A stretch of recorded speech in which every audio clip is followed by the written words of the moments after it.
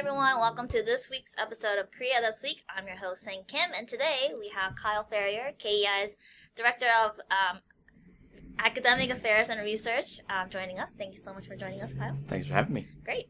So let's get started. So this is the week, right? This is the week we've been talking about for weeks and months, where the second President Trump and Chairman Kim Jong-un's meeting is happening this week. So, I mean, there are a lot of activities going on. There are a lot of, you've probably seen it on the news that there is a Kim Jong-un impersonator getting deported in Vietnam. There are T-shirts, cocktails, burgers, dedicated to the second Trump and Kim summit, right? So I'm gonna go briefly, just gonna go over the schedule that we know so far, based on the different media articles. So, as you know, Chairman Kim Jong-un is on a very long train ride to Hanoi.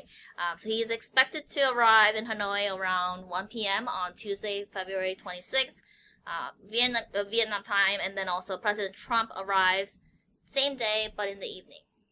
So on the 27th of Wednesday, they will have separate schedule, and then they're expected to be a dinner on the 27th Wednesday night, and also 28th is the official summit day, and of course we don't know how long that would actually run, but I saw it in some media that President Trump is expected to leave on 28th, so that's got to be the last day and for their summit. And also Chairman Kim will stay in Vietnam for a little longer, possibly until Saturday, March 2nd. So that's the basic rundown of the schedule that we're seeing on media so far. Of course, that could change, and there are North Korean and also American negotiators on the ground working out the details on the agenda. So with that said, what are some of the items on the agenda that we think will be on the table? So there's things that we definitely know will be discussed for sure, and then things we're likely to see, and then there's just things we just can't know about entirely until the summit has taken place and it's over and they likely to issue a joint statement at the end. So what the U.S. is looking for, what we know what the U.S. is looking for, is concrete steps towards denuclearization. And what the North Koreans are looking for the U.S. is looking for concrete steps towards denuclearization. North Koreans are looking for some sort of corresponding measures, and that's really been the ultimate question over the past few months, is what does that mean? What are these corresponding measures, corresponding actions from the United States? And from what we've seen in media recently and from comments from the Trump administration, it's likely going to be that the U.S. is going to offer an end-of-war declaration in exchange for some sort of steps at Yongbyon. Yongbyon is the facility where North Korea has its production capabilities of making tritium, plutonium, and uranium, fissile material required for North Korea's nuclear weapons. So we're likely to see some sort of exchange there, but for North Korea, I don't know if this is going to be enough in terms of just the end-of-war declaration. For Kim Jong-un, he's really been trying to talk about the economic situation in his country and the one half of Pyongyang line, the pursuit of nuclear weapons and economics. So if for Kim Jong-un, you're probably also looking for, you're trading off something on your nuclear program, you're probably also going to be looking for a trade-off that would benefit you economically. So yesterday, with Jake Tapper had Mike Pompeo had asked Mike Pompeo about sanctions relief, trying to get him to say that you've walked back originally because the point was no sanctions relief until fully irreversible denuclearization. Pompeo said, well, there's some sanctions we can lift, but as long as the core economic sanctions are on North Korea, that's fine. So we'll have to see what really will be involved, and that sort of brings us into what we don't know. What sanctions will be lifted?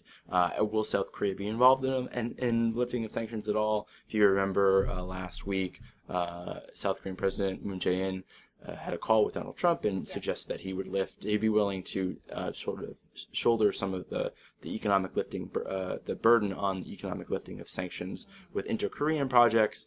And then we're really not sure how this is all going to be sequenced, and if North Korea is going to allow for any verification along certain steps along the process. So there's a lot that needs to be worked out, and I don't expect a lot of it to be, all of it, to be worked out in Hanoi, but I think that the framework should be established, and that would really be a good step of what people are looking for. Right, because it's literally impossible to...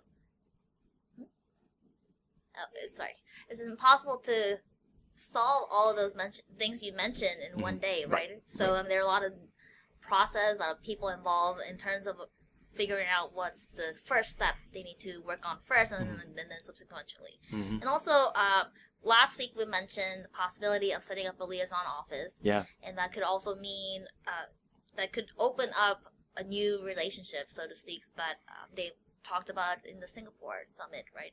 So that's also another possibility, whether they are willing to open up a location in both countries to have a continuous dialogue, for them to have like a working level, right? Study group and such.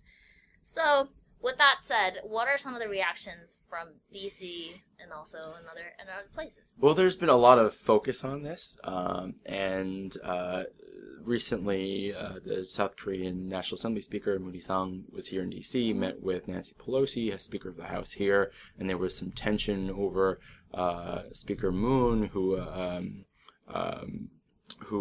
was talking about the need for U.S. support, and Nancy Pelosi was discussing, well, maybe we should be a little bit more skeptical about North Korea, especially listening to DNI Dan Coates, the Director of National Intelligence, Dan Coates, saying that North Korea isn't willing to denuclearize.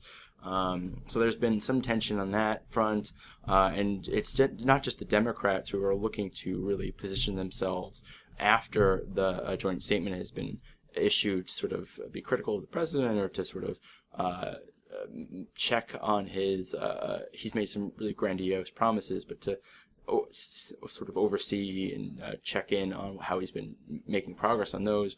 But there's also people within his party. Marco Rubio tweeted out the other day a picture of Muammar Gaddafi before and after the coup that saw him overthrown in power, suggesting that he had nuclear weapons, didn't have nuclear weapons, that Kim is not is too savvy to give up his nuclear weapons, seeing what happened in Libya. So there's a weird, strange bedfellows sort of created in this dynamic where some of the Democrats and some Republicans are seeing eye to eye against the president, but the president has made it very clear that he just doesn't care. He tweeted out the other day something along the lines of, "It's funny to me that I see all these people talking about how I should be conducting negotiations with North Korea, and they haven't gotten anything." So I think there's been a lot of focus on this detraction from the summit, but honestly, I don't think it's really, from what I've been able to see, what it's really impacting how the White House or the State Department is conducting these negotiations. Right. And the one last thing I do want to mention is that MIAs, right? So this is something that was part of the Singapore summit that actually made some progress since then, receiving the remains of the American soldiers from North Korea.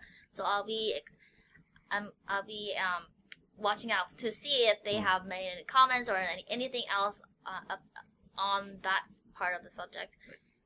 So you would see and hear a lot about the second summit this week. That was our short little updates on the summit and what to expect for this week. So thank you so much for watching, and we'll see you next Monday at 2 p.m. Thank you.